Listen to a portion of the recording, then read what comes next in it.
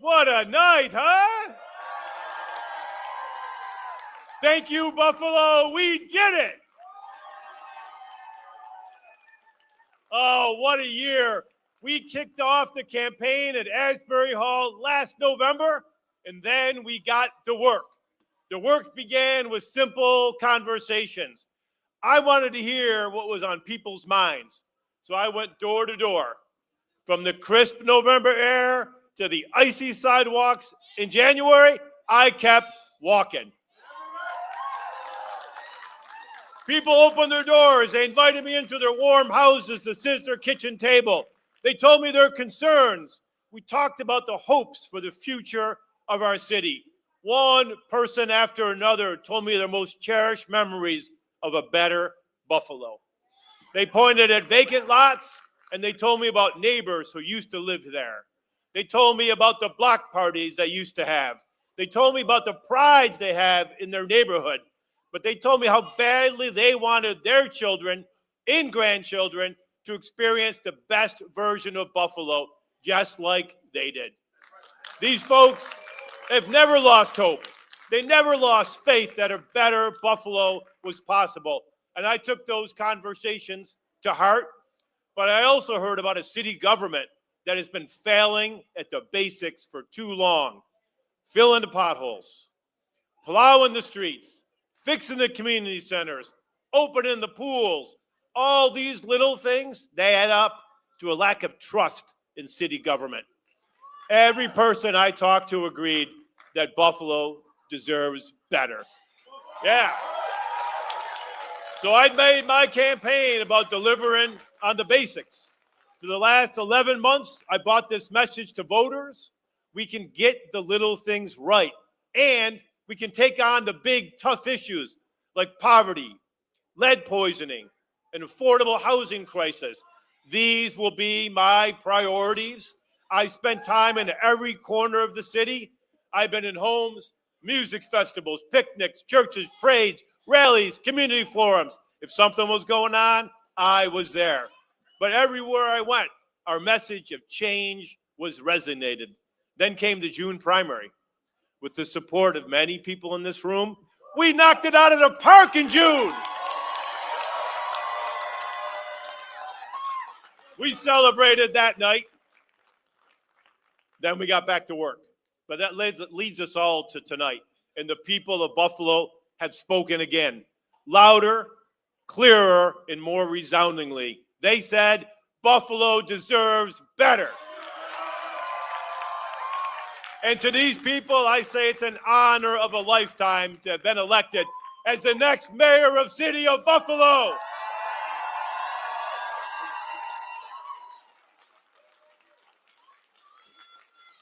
We have a lot of work to do in the week, months, and years ahead. I'm not going to sugarcoat it. The road ahead is going to be challenging. The city's finances are a mess. Job one is figuring out how big our budget hole is. Job two is figuring out how to fix it. But I'm up for the task. I'm ready to get to work with my new colleagues in the city council. And I'm ready to lead a transformation of the city of Buffalo. But here's what I know. We have the things that make a great American city. We've got our Niagara River, our Lake Erie, abundant fresh water, a beautiful waterfront. We have museums, theaters, a live music scene that other cities would kill for. Can't forget about our sports. We have the Bills, the Sabres, the Bandits, the Bisons, all the diehard fans. And for my money, we've got the best people of anywhere in the world. It's easy to see the potential we're working with. We just need to bring it all together and make it mesh. I'm ready to make Buffalo a city that thrives on imagination and creativity, a city that is responsive and effective and focused on its resident. Isn't that the Buffalo we deserve?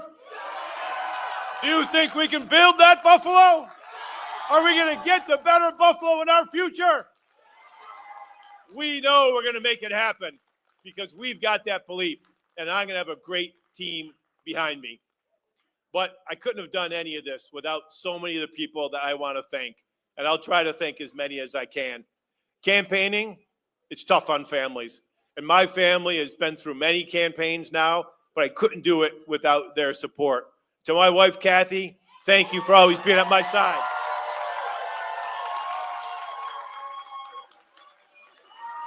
She loves hearing this, but let's hear it for the next First Lady of Buffalo.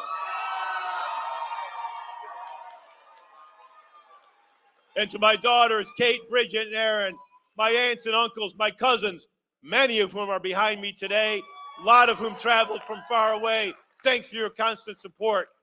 I want to thank every volunteer and every person who went out day after day after day, and they did the hard work of campaigning. This celebration is as much yours as it is mine. And thanks to everyone at the Democratic Committee and to our chairman, Jeremy Zellner, for your support and all the hard work we've done to bring us to this moment. Let's hear it for the Unity Coalition, the Working Families Party, Our City Action Buffalo, and every other group who's put their energy behind the campaign. But let me just tell you this, the backbone of my support, the people who've been with me from day one, is organized labor. Let's hear it for the unions. Let's hear it for Denise Abbott and the Central Labor Council, every union, public and private, that stood with me throughout the campaign. I'm so proud that we have been the campaign of organized labor, and I thank every union who helped bring this victory home. Yes. And thanks to my campaign team. These are people who don't sleep. They work tirelessly. They drink coffee. I don't know how they do it. 2 fantastic co-chairs, smart people whose skills complemented one another. Thank you to Sean Cooney and to John Rivera for their great leadership. Thanks to Nick Biling, who's probably happy he could finally have a breath and enjoy his engagement. And for the rest of the campaign team, Max, Janita, Rory, Manny, you put in countless hours and built an incredible ground campaign. Thank you.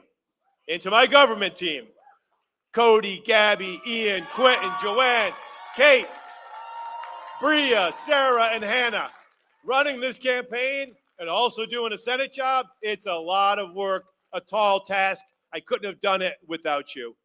But also a special shout out to everyone who's been part of this team throughout the campaign and has been in my corner for years. April Baskin, Maria White, Jeremy Toth, Ben Swannekamp, Becca Castaneda, and of course, the incomparable, unstoppable, undeniable Carrie Saunders. Thanks so much, Carrie. Thanks for everyone who's done the work to win this campaign.